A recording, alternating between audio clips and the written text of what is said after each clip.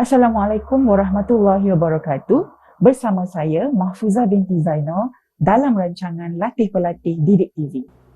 Bersama-sama dengan saya pada hari ini adalah guru berpengalaman kita dan juga siswa guru. Sila perkenalkan diri. Nama saya Ammar bin Azhari, siswa guru daripada IPG Ilmu Khas.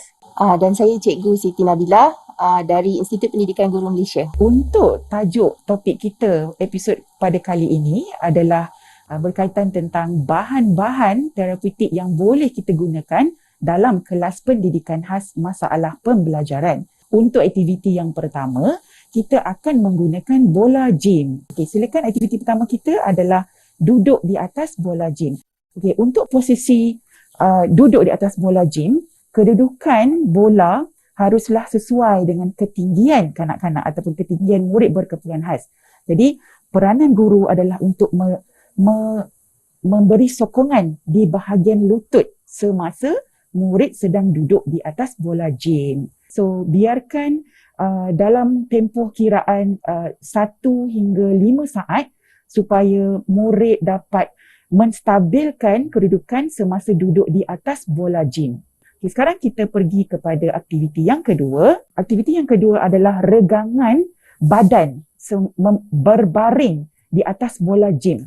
Alright, so pastikan dalam posisi ini bola berada di bahagian bawah badan murid. Okay, dan kaki diluruskan seperti ini dan tangan diletakkan seperti yang Ammar telah tunjukkan ini. Pastikan kanak-kanak boleh menstabilkan diri dalam tempoh 5 saat ini. Okay, setelah itu kita selesailah untuk aktiviti kedua. Okey, untuk aktiviti yang ketiga, kita akan minta murid untuk meregangkan kaki mereka di atas bola gym. Okey, silakan Ammar berbaring. Pastikan kaki murid lurus. Okey, dalam posisi seperti ini. Okey, kemudian murid perlu mengangkat punggung supaya kaki diluruskan sekurang-kurangnya 30 ataupun 45 darjah. Okey, so biarkan murid dalam posisi ini selama 1 hingga 5 saat. Untuk aktiviti yang keempat, kita akan minta murid untuk membuat posisi seperti bangku. Bola diletakkan pada bahagian kaki. Jadi kita akan biarkan posisi kanak-kanak ini, murid ini seperti bangku. Mesti badannya adalah lurus. Okey. Tangannya pun lurus dan disamakan di atas lantai. Okey, biarkan murid seperti posisi ini dan kita akan lakukan aktiviti menggunakan tangan semasa dalam posisi seperti ini. Okey, ini adalah aktiviti yang kelima. Okey, ini adalah contoh mainan yang boleh dilakukan ya, yang boleh disediakan oleh guru. Saya akan tunjukkan. Saya akan keluarkan dahulu semua bahan-bahan ini. Okey, dan Ammar akan memasukkan semula dan kita akan minta murid untuk meletakkan bahan ini ke dalam slot. Okey, Ammar, kita mulakan sekarang. Ammar boleh mulakan dengan mana-mana bahagian, tapi mulakan dengan tangan yang dominan terlebih dahulu. Okey, tangan kiri. Okey, Ammar boleh pilih saja mana-mana. Okey, tukar tangan semula. Tukar tangan kanan. Inilah yang saya maksudkan dengan alternate ataupun penggiliran penggunaan tangan. Semasa aktiviti seperti ini ataupun kita panggil aktiviti penggiliran penggunaan tangan ini akan melatih kemahiran integrasi bilateral. Adalah untuk menggalakkan penggunaan kedua-dua belah tangan murid berkeperluan khas. Kerana kita dapati ada antara murid berkeperluan khas kita selalu dan sering mengabaikan penggunaan tangan yang tidak dominan. Kita sudah selesai aktiviti kemahiran motor kasar. Jadi ada beberapa aktiviti kemahiran motor kasar yang telah saya nyatakan menggunakan bola gym. Jadi untuk aktiviti seterusnya saya akan memperkenalkan aktiviti ataupun alatan sensori yang boleh digunakan dalam kelas pendidikan khas. Jadi untuk nak tahu apa itu peralatan sensori yang akan saya tunjukkan nanti, nantikan selepas ini.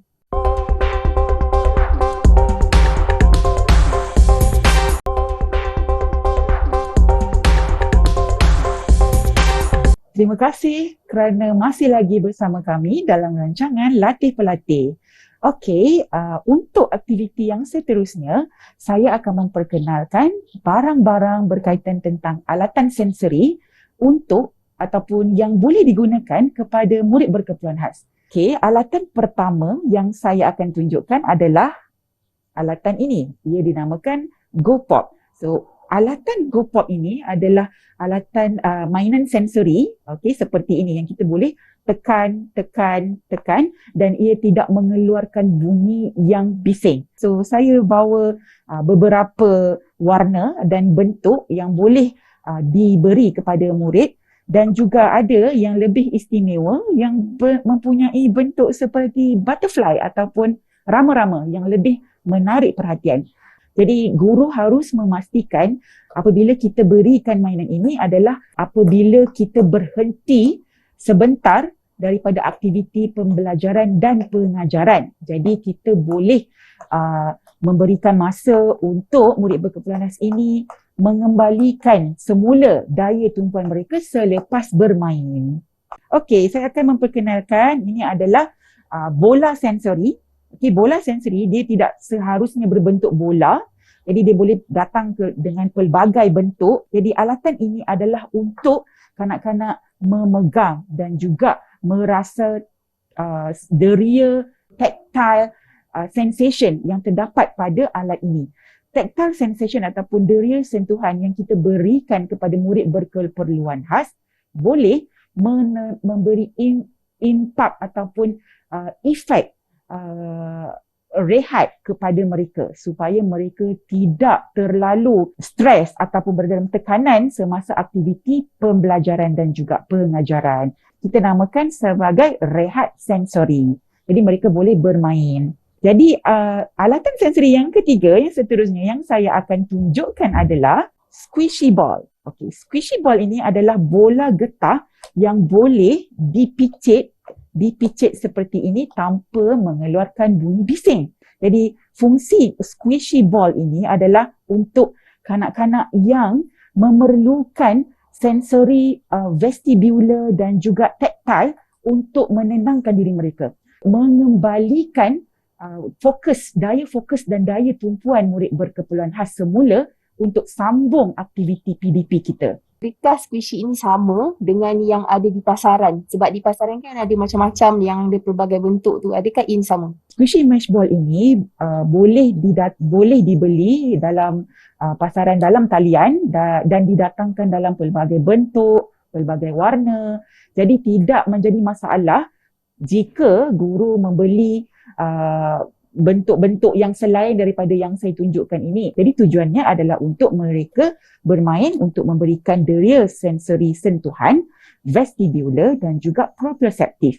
Alatan sensori yang seterusnya yang akan saya tunjukkan iaitu ini saya tidak ada spesifik nama untuk alatan ini tetapi dia adalah mainan yang boleh diberikan kepada murid semasa rehat sensori. Selepas 10 minit pembelajaran dijalankan, rehat sensori perlu diberikan sama ada di antara 1 hingga 5 minit. Jadi mainan seperti ini dia mengeluarkan bunyi yang boleh menarik ataupun meningkatkan deria fokus kerana sensori yang terlibat bila kita main peralatan ini adalah deria audio ataupun pendengaran, visual sebab dia berwarna dan juga vestibular sebab kita menggerak-gerakkan dia dan proprioceptif kerana kita menggunakan otot-otot di bahagian tangan untuk menggerakkan alatan ini. Okey, jadi murid mendapat kebanyakan deria sensori ataupun melaksanakan aktiviti sensori yang agak banyak ketika melakukan ataupun bermain alatan ini. Okey, jadi kita bolehlah menyambungkan mainan ini, okey, membuat bentuk-bentuk ataupun segala mengikut kreativiti murid berkeperluan khas kita. Okay. Untuk alatan sensori yang seterusnya ataupun yang terakhir adalah bubble. Kenapa kita gunakan bubble sebagai alatan sensori? Okay, bubble ini bermanfaat kalau kita gunakan kepada murid berkeperluan khas yang tidak ada kontak mata. Sebab kita pasti dan kita biasa lihat murid-murid seperti ini tidak dapat menumpukan perhatian kerana mereka tidak memandang guru. Okey, jadi kita boleh menggunakan bubble ini untuk mengembalikan ataupun menarik perhatian eye contact mereka. Okay, jadi bila kita tiup bubble yang keluar itu, murid-murid ini akan fokus kepada pergerakan bubble-bubble tersebut. Saya telah pun selesai memperkenalkan alatan-alatan sensori yang boleh diberikan kepada murid berkeperluan khas semasa waktu rehat sensori. Untuk seterusnya, saya akan memperkenalkan aktiviti menggunakan kemahiran motor halus dan juga visual persepsi. Jadi nak tahu apakah mainan yang saya akan tunjukkan? Jadi nantikan selepas ini.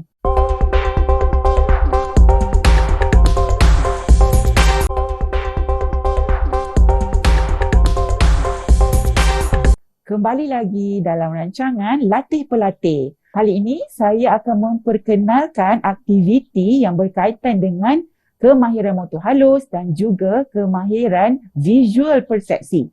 Jadi kita pergi kepada aktiviti yang pertama. Saya akan tunjukkan aktiviti menyulam tali. Okey, so kita menggunakan board seperti ini dan juga tali seperti ini.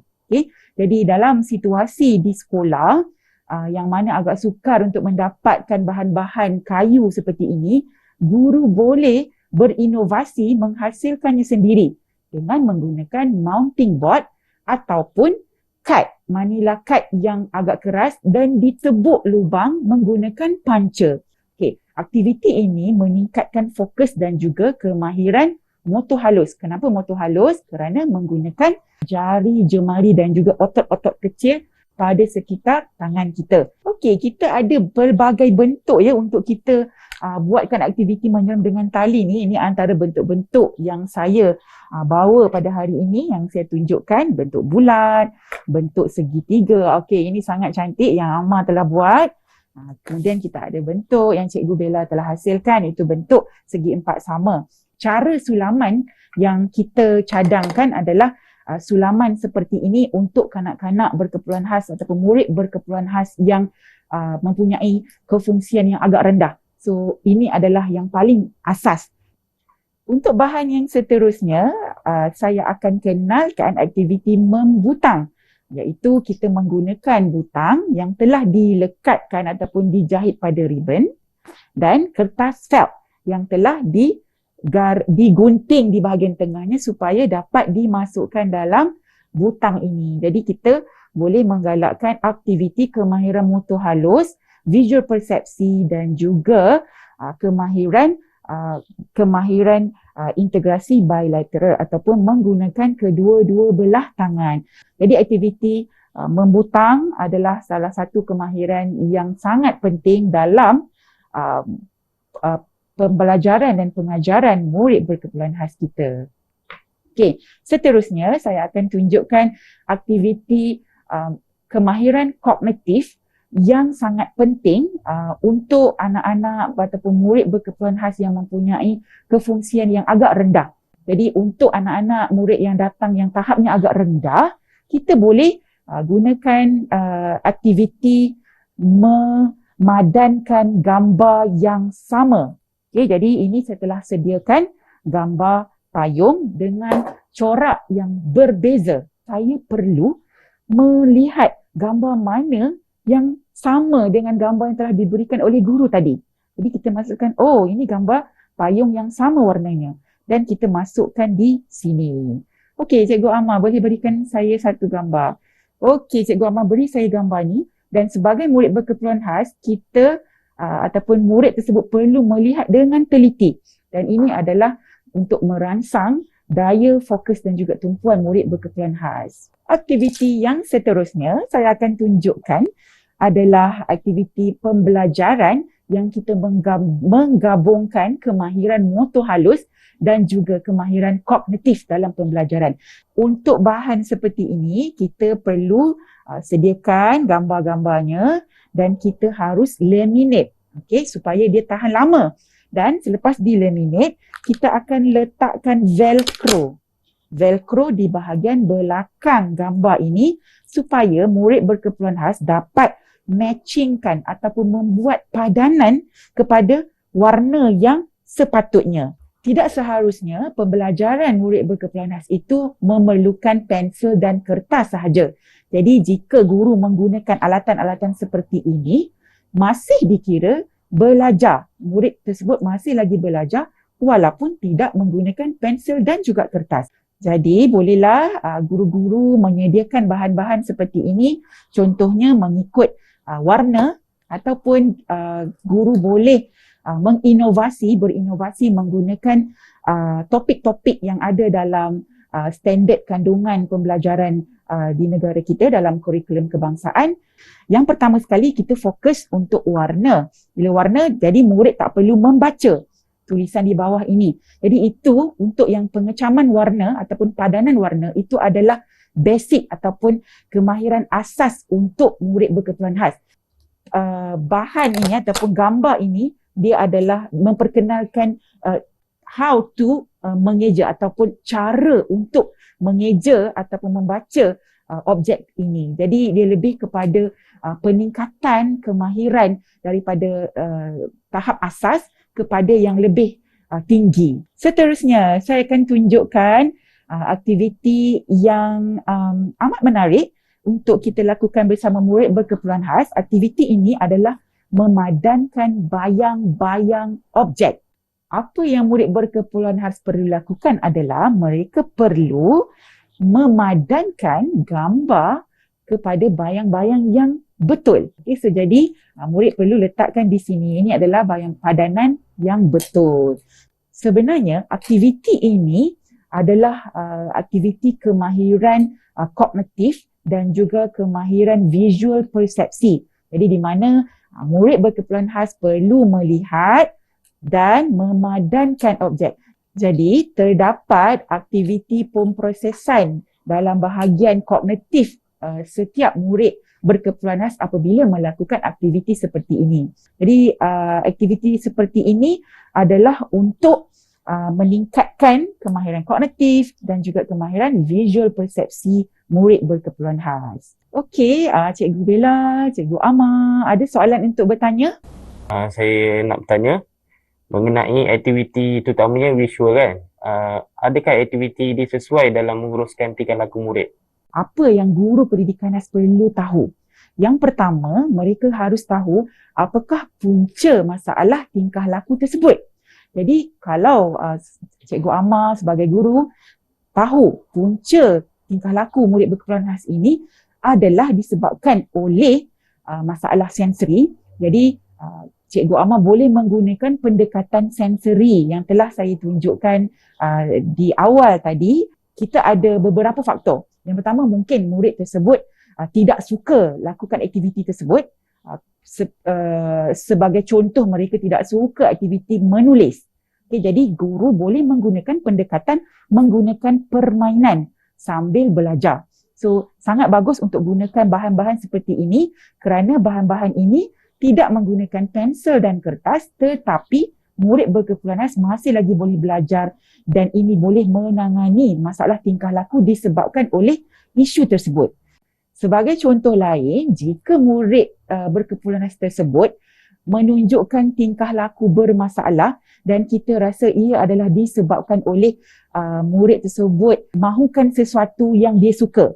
Sebagai contoh, murid berkeperluan khas sangat suka aktiviti-aktiviti yang berbentuk visual, yang berbentuk audio, yang suka muzik. Jadi guru boleh menerapkan elemen penggunaan video, penggunaan muzik dalam aktiviti pembelajaran dan juga pengajaran. Okay, jadi pendedahan yang saya telah tunjukkan pada hari ini adalah supaya guru pendidikan khas boleh memilih pembelajaran dan juga pengajaran kepada murid berkeperluan khas bergantung kepada masalah murid tersebut, tingkat tahap kefungsian murid tersebut dan juga isu-isu tingkah laku yang mereka ada. Okey, kita sudah sampai ke penghujung rancangan. Untuk rancangan ini, bahawa bahan-bahan yang telah saya tunjukkan pada hari ini boleh dilakukan atau boleh digunakan oleh guru pendidikan khas dalam merancang sesi pembelajaran dan juga pengajaran masing-masing. Oleh yang demikian, saya ingin mengucapkan jutaan terima kasih kepada semua penonton dan kita berjumpa lagi di lain rancangan. Assalamualaikum warahmatullahi wabarakatuh.